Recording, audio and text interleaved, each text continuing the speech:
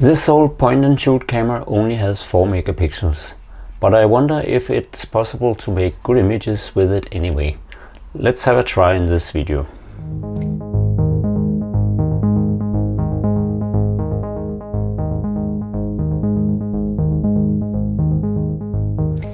Welcome back to my channel. Today for a look at the Canon Powershot A80. In the last video in this series I reviewed the Powershot A70, this camera's predecessor, and it only has 3.2 megapixels. I'll put a link to it up here. Right away I'll say that if you expect to find beautiful images in this review, I'll have to disappoint you. Although I'm sure that this camera can produce nice images, it has to work properly in order to do that. And this camera broke on me from the very beginning, leaving me with images that has a distinct magenta color cast, and in some cases producing very weird looking images.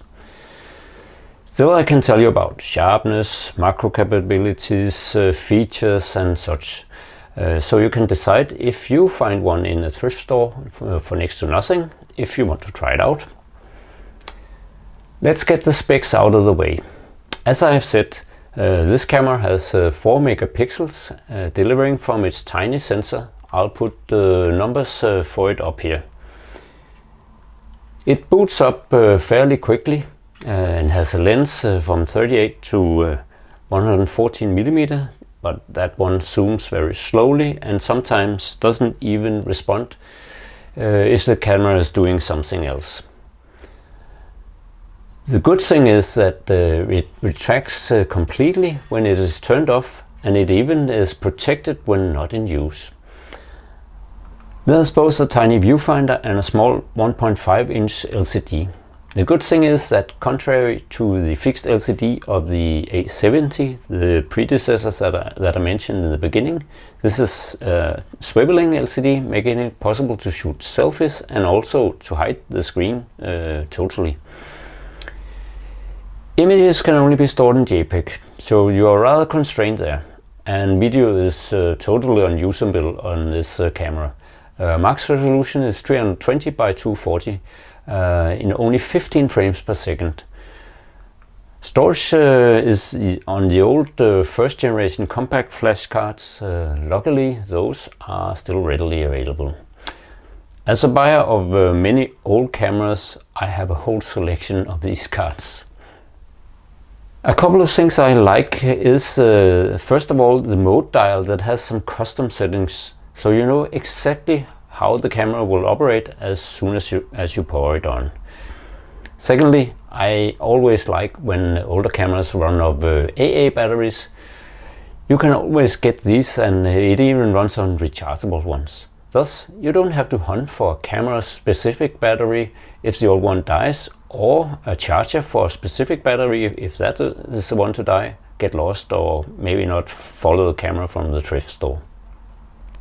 The camera feels sturdy in the hand, and it also weighs in at 350 grams, quite a lot for such a small camera.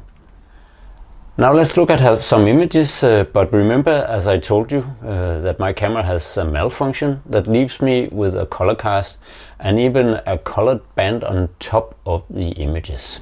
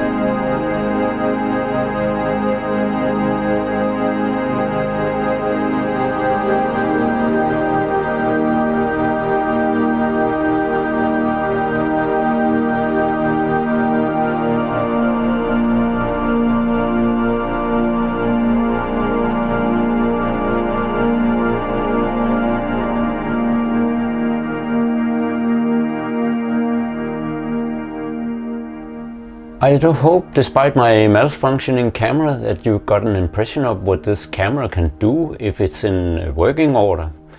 I got some funny images from it despite, or maybe due to, the error on my camera, and I still found it fun to make this review.